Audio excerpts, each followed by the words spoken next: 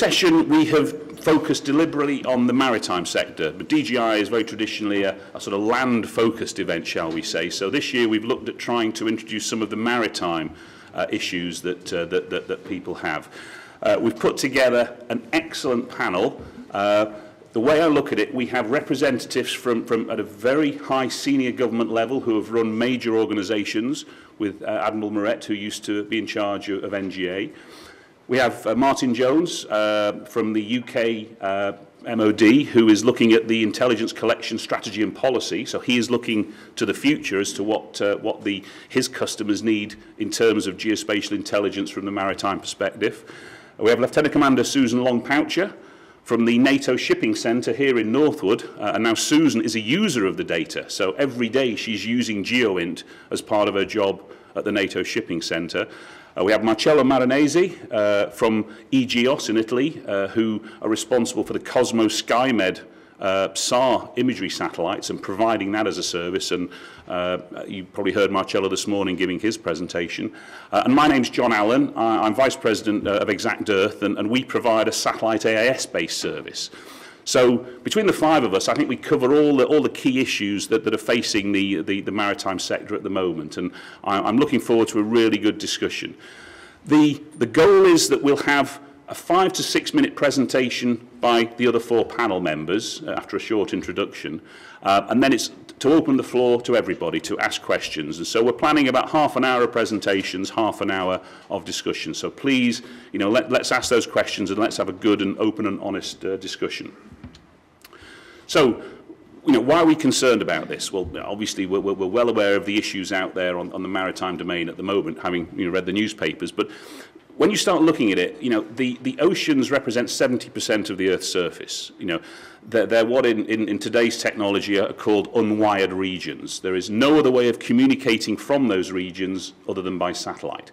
And if you don't want to communicate, you can disappear in a black hole. So, we have to find ways of monitoring and surveillance and providing surveillance over those black holes. And the satellite side of things, the imagery, the satellite AIS, is one of the first steps towards that. So it's a key hole in terms of the overall intelligence picture. And that's what we're trying to solve in general.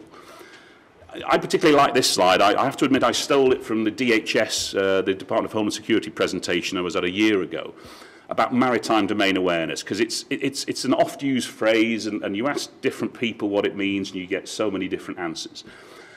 I particularly like this because it explains why it's important. It's the maritime domain awareness is understanding the normal conditions, because only by understanding the normal conditions can you spot the trends. The trends, anomalies tend to stick out a little bit better.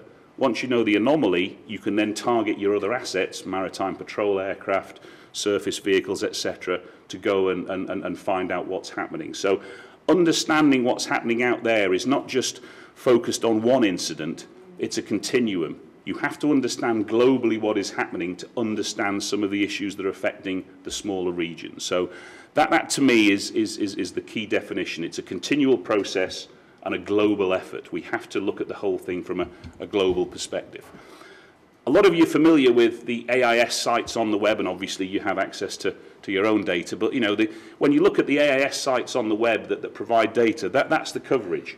The black holes I was talking about, we can fill those in from satellite. So this is what satellite AIS can do. We'll talk later about how that integrates with some of the other applications. So again, the truly global view. Down to a specific ship. Now you'll recognise this one from the news. I think this is actually coastal. I can't make claim to this because the captain obviously went very close to the coast on that one as well. And if you look at this, he's obviously got wheels on the boat for that one. Surprised they didn't check for scratches on the hull before they let him out again. But again, just using AIS, not just from a real-time perspective, but for analytical purposes.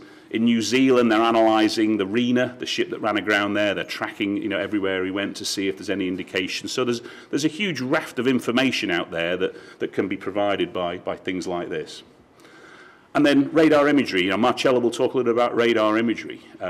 Again, widely used in the maritime domain. It can look obviously, through cloud. It can find things that it gives you information about something on the surface. That's what it gives you. So together with other information, it lets you identify those vessels. So these are vessels, say, from the radar image. What you can then do with combining it with AIS is suddenly get that extra information, the course, the speed, the direction, all those sort of things. So the message here is it's not just about one data source, it's about many. You know, one data source won't do it. Combining and integrating and fusing, as we've heard from most of the speakers, is important. And I hope that's the message that will come out from the panel discussions today. Okay, that is my very, very quick introduction. So on that basis, I've suggested to the panel that they sit down here so they can watch the presentations. Then when the panel starts, we'll get them all up here to answer the questions. But I'm very pleased to introduce our first speaker. I've asked them to give a little bio. I hate reading out these long lists of what people have done, so I'm going to let them explain who they are and why they're up here, and then talk a little bit about what their views are on the whole issue of maritime GeoInt. So, Anne Mulmeret, please.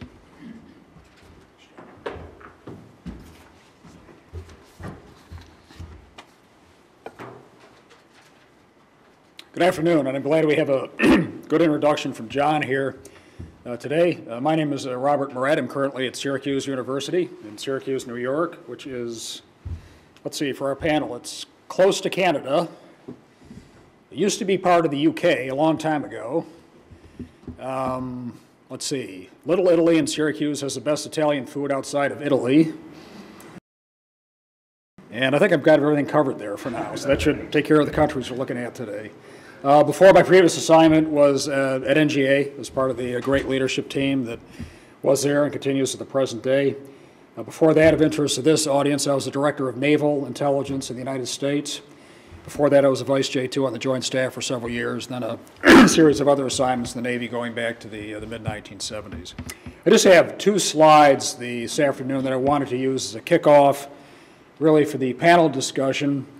The first one has to do with international maritime demand, similar to what John has already touched on, and then I have a second slide that talks about some of the responses that are perhaps most important as we deal with the things that we're being looked to for today. And the first is the increased emphasis that we have all seen on the global commons, which are more and more a part of the security concerns that we have around the world today. I'm sorry to say that of the three global commons, the high seas are probably the ones that get the least attention. We could probably poll the audience, but I mean, how much commotion have you seen in the last couple of years about the cyber domain and resources dedicated to it and so forth? I mean, it really has probably eclipsed the other two, although space continues to get a lot of attention. And to some degree, it's useful to reiterate the importance of the high seas, the maritime domain, and its importance relative to the other global commons, which are getting so much of a focus around the world today.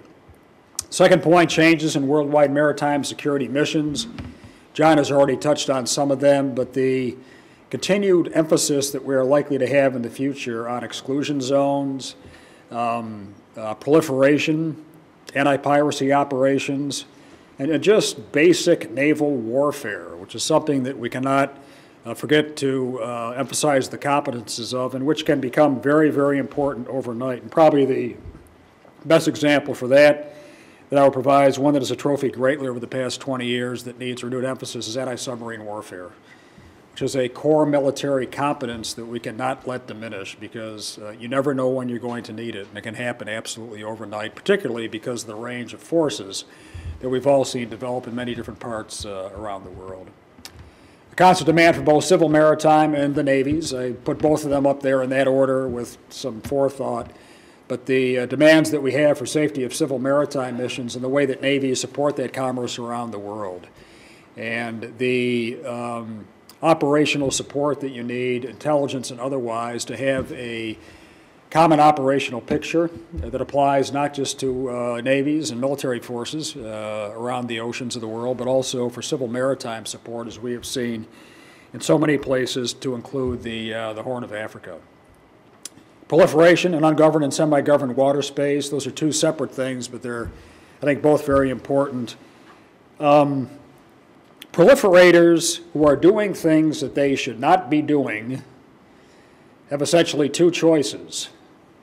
They can either proliferate over the oceans, or they can lease very expensive, dodgy aircraft to carry weapons and technologies from one country to another country. And most of the bad actors around the world that do that tend to be far away from each other, so they shy away from the airborne dimension. Stopping proliferation on the high seas will continue to be a vital mission, and we have to be very careful over the next 10, 20, 30, 40 years to make sure that technologies related specifically to WMD and delivery vehicles don't get to the places where they shouldn't be. And a lot of that's going to take place in the high seas. We're going to need to be ready for it. The other aspect is ungoverned and semi-governed water space. We talk all the time about ungoverned and semi-governed countries, places like Somalia, parts of the Arabian Peninsula, other parts of the world.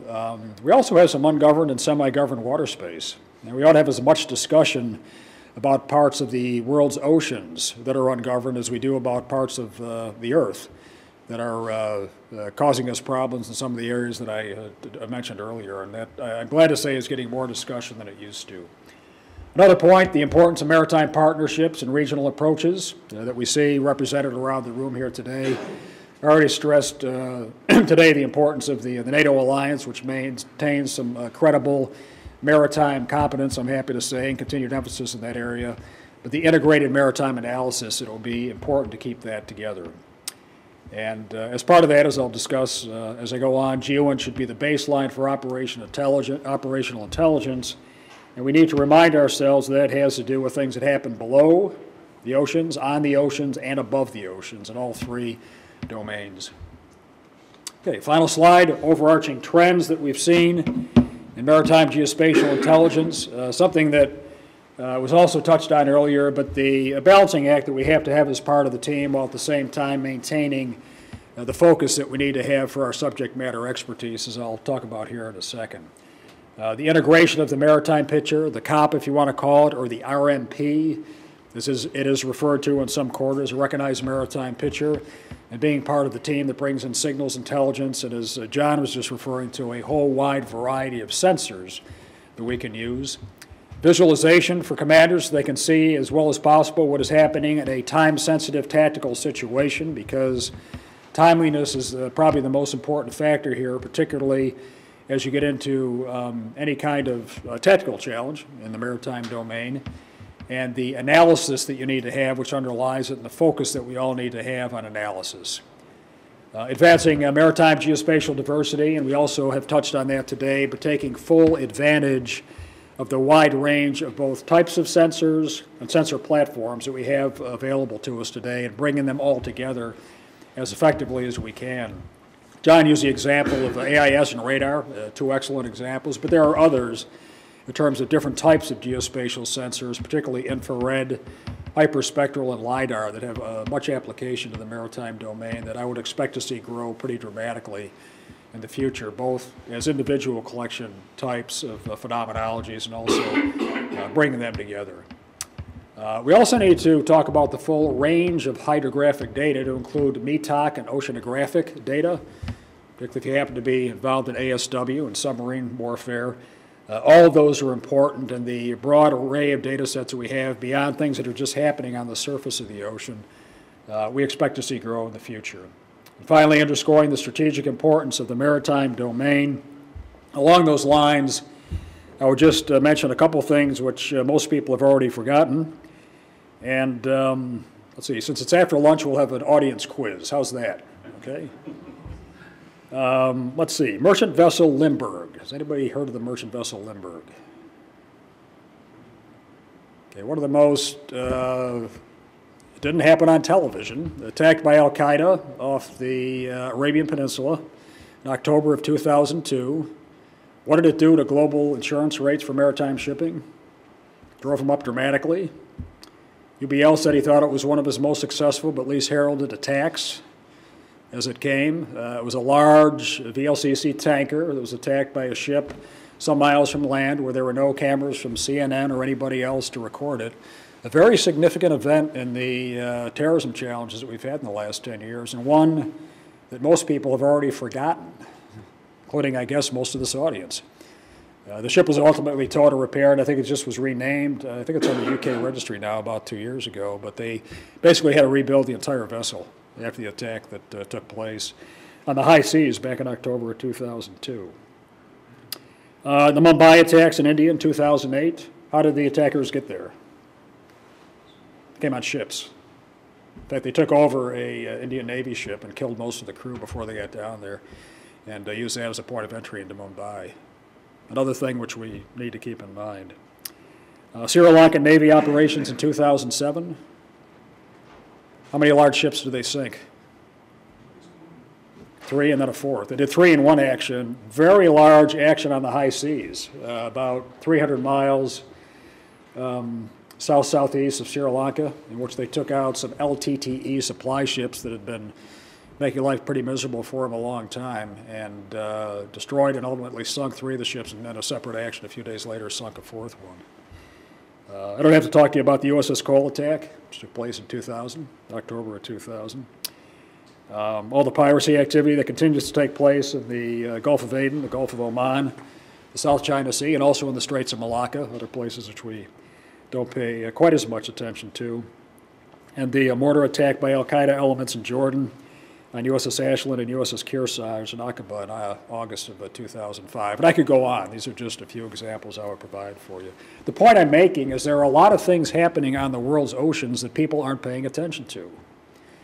And I think it is up to all of us to remind people occasionally that some very important events are happening on the high seas. And you won't see them on network television because there aren't any television cameras out there to record them. So they're not quite as spectacular in terms of the media being able to look after things, but they're very real. The one exception to that, I've come to find that on YouTube there's some spectacular and gripping image by the attacks by the Sri Lankan Navy that I've referred to earlier. That's all out there in the public domain.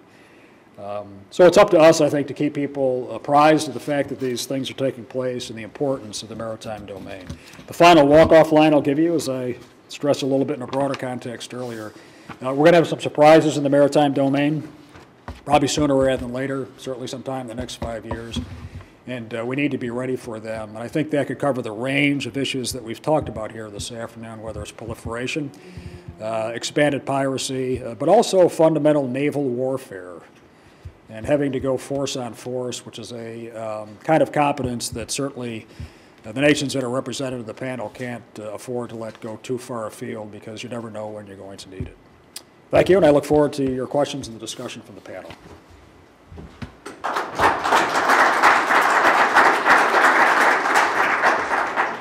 Excellent presentation. Thank you, Admiral. Okay, I'm going to hand over straight away to Captain Martin Jones to talk about the intelligence collection strategy and policy view of life. Actually, I'm not. The Admiral said that 84% of the world is covered by the sea. I guess what I wasn't quite expecting is that he was going to cover 100% of the subject and therefore effectively eat everybody else's sandwiches. I come from this currently as the geospatial intelligence policy with MOD, but that's just my brand new hat that I put on. My previous hats are I am a seafarer. I'm in the Royal Navy and I've spent most of my previous life either being at sea in command or assessing other commanders in their role. In my background, I'm a METOC in US language, I'm a hydrographer in British language, or in our new language, I'm an HM. Hydrography, oceanography and meteorology. So my time has been as a data gatherer, but also as an analyzer of that data and seeing how that data is, relevant to what we do. One of my concerns for the panel today is, and I don't want to underestimate the importance of the recognised maritime picture of the white shipping, as in merchant shipping, and whether it really is white or whether it is up to nefarious activities or anything like that. And we all know how important counter-narcotics is, we know how important counter-proliferation is, counter-piracy, counter-terrorism, and all these things tend to make us focus and concentrate on that which is happening on the surface and how the various intelligences and sensors, especially those that are geospatially connected, can give us the information to not necessarily give us that information superiority, but to enable us to use the very, very limited resources we have for that massive, massive area in which we operate. What I'd like us to spend a little bit of the time in the panel discussions is focusing on is actual proper warfighting. Because although the current issues are pretty well dominated by counterinsurgency on the land, We mustn't forget in the maritime domain, we are a war-fighting service, and fundamentally we have got to make sure we are ready should we have to use our maritime power for that which it was originally designed, even though it has the freedoms and it has the different capabilities to deal with a whole load of complex problems. And the particular area that geospatial intelligence can support and that I would like us as an audience to concentrate on is the underwater domain. Now, clearly, the Admiral didn't let that one go past. He covered it. But I'd just like us to focus a little bit more on that. And there's a whole lot within the underwater domain that is supported by intelligence, either supported by the acoustic intelligence and how that's geospatially connected.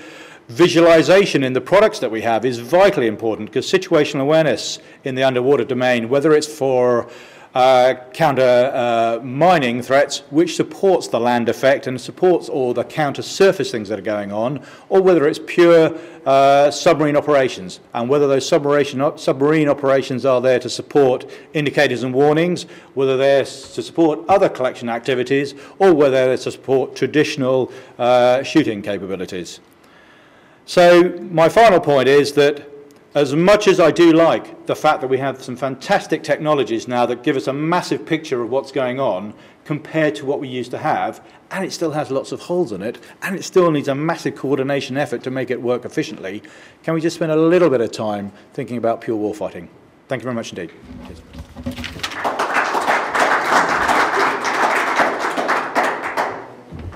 Okay, we're going to move on very rapidly to Lieutenant Commander Susan Long-Poucher from the NATO Shipping Centre, and Susan's going to talk about us, or tell us about her day job. Okay, thanks. Thank you.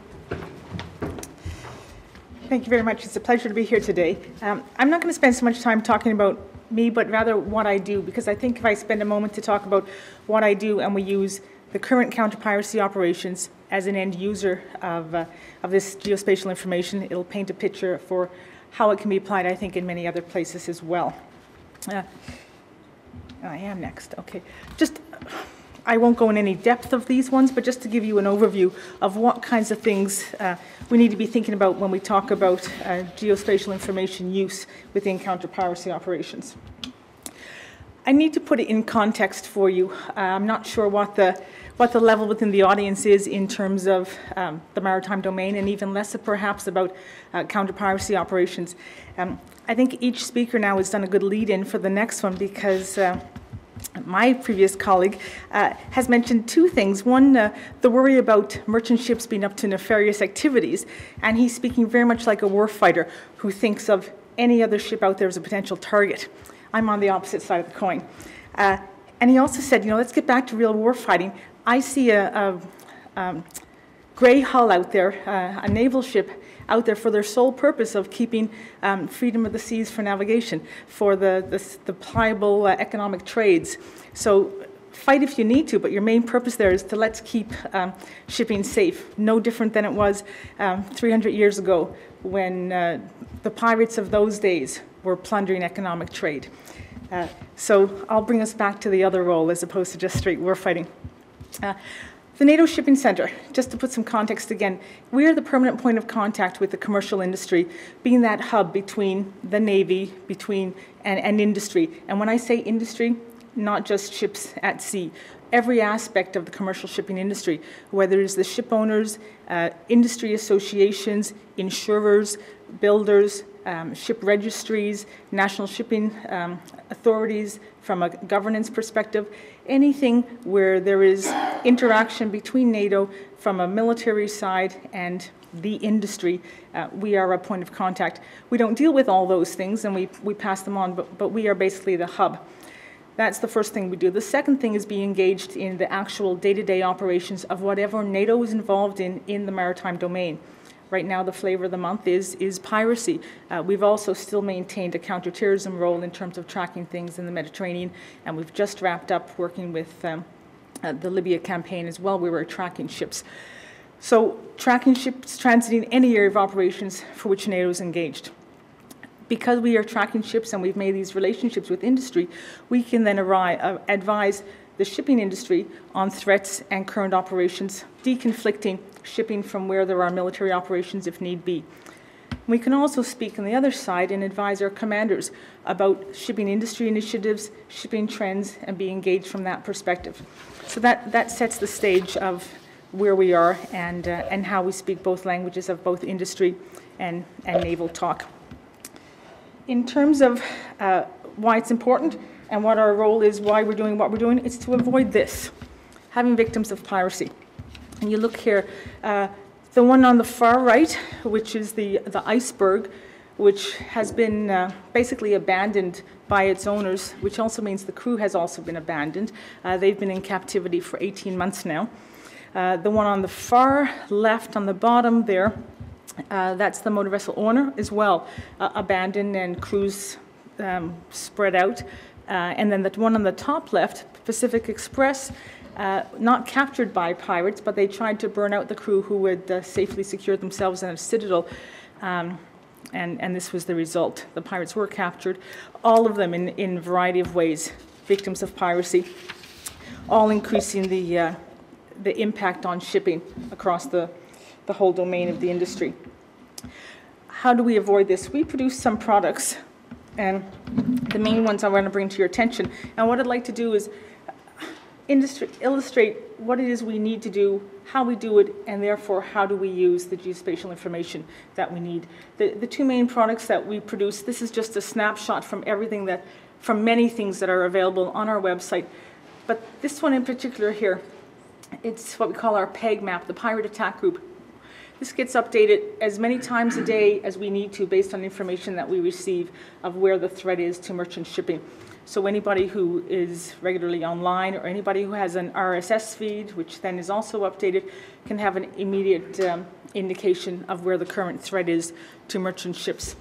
And the prime people that receive this, of course, are the masters on board, company security officers, and owners. What it allows us to do is give them a better time awareness and time preparation for taking the necessary evasive action. But we need to build these. And we need to build these, and we need to know where ships are. For the counter-piracy operations that we have right now, ships are required to check in, and they call in to the Maritime Security Center for the Horn of Africa, which is manned and organized by the European Union Naval Forces, which we work very closely with. I'm speaking on NATO's part today, but really the things I'm talking about are encompassing all the players in terms of the coalition navies who are one and the same in terms of our objectives here. UKMTO, the UK Maritime Trade Organization, they have an office set up in Dubai, and ships also check in with them when they get into the area. Then feed comes in, information comes in to us, and we monitor and track everything, and we relay information back out to everybody. So we have a reporting network, and as long as ships adhere to what they're supposed to do and actually check in, that works out fine.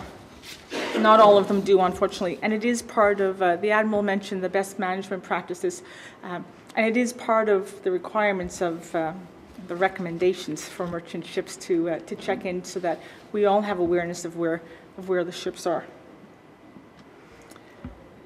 As was mentioned, the recognized maritime picture. We're trying to build this so that we can make effective decision making. The key things we're using here that I'm illustrating, of course, is the AIS data we get. This format alpha is what I mentioned in terms of checking in. We get sites from any other task force assets that are out there. All comes into us, and we can build a comprehensive RMP, again, to have situational awareness. The one up here, another kind of information systems, it's long-range identification and tracking. And if anybody is not familiar with it, it's something that's come out as a result of one of the IMO safety of life at sea requirements that ships must forward their information to their flag states and as well as the nation of their next port of call. We've made some arrangements with the nations, the flag states, that information can be passed directly to us. Some is passed directly to us, some is passed directly to MSC HOA, based on political decisions and where nations are willing to share national data. We think, certainly within the military, about the sensitivities of our classified information. From a commercial sensitivity perspective, there's also concerns about who gets what information about a commercial venture as well. But these two, in terms of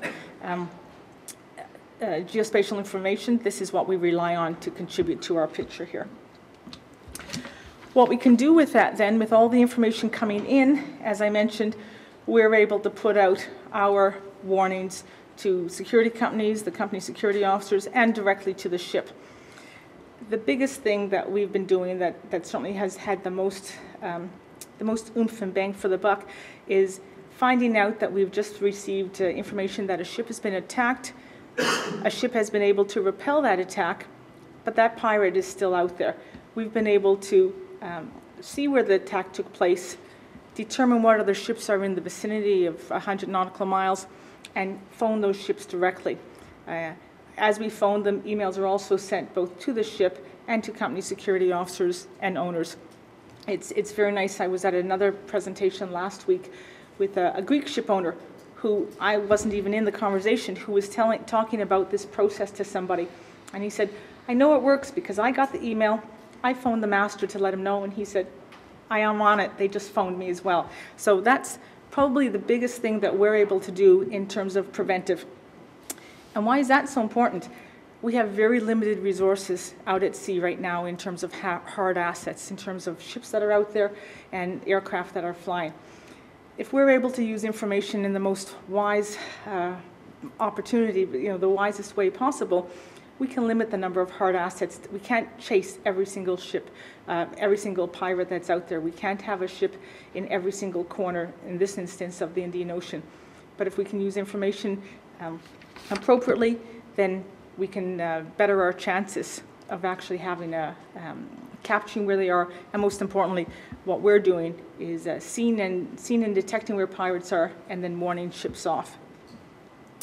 The challenges that we face, though, is that we still need to maintain the real-time positions, and if we don't have, if AIS is turned off, or if we have holds, we miss out on that. The ships call in, but we don't always have a good match of real-time position. As I mentioned, sharing commercially sensitive information is a challenge. A lot of the information that comes into us comes through a classified domain, whether it is officially classified or not. We then have a challenge in being able to put that, whether it's a photo that we want to share to people, motherships. I won't get too much into this, but a visual picture of a ship that we believe is a potential pirate ship. We want to put that out there for all the other ships out there to see. If that picture has been taken by a military asset through a class, even if it's not classified, I can't just automatically put it on our website and share it. So that's a challenge as well.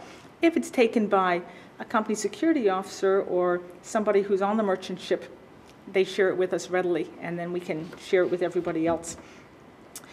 The last big challenge for us is having increased automation between the data inputs we have and all the databases as well, so that when a call comes in or a piece of information comes in, there's a much faster response because anomalies show up, or cross-reference as to why something's very important, characteristics of a ship, so we know which ships are at the most vulnerable based on their own characteristics.